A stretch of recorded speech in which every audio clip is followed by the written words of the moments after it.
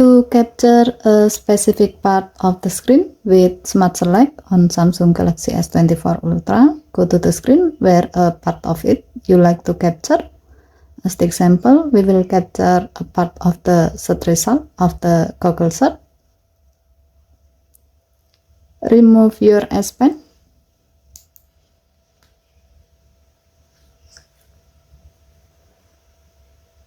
On the Air command, tap Smart Select. Draw around the part of the screen you like to capture.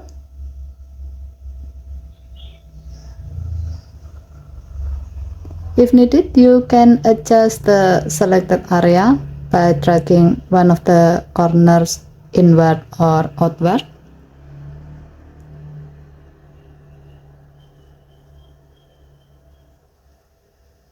And then tap the down arrow icon or save icon below the selected area to capture the selected part of the screen, and then save it as an image. As a note, all images captured with Smart Select will be saved in the screenshot album on your gallery app. Okay, thank you for watching. Please help to like and subscribe. Have a nice day.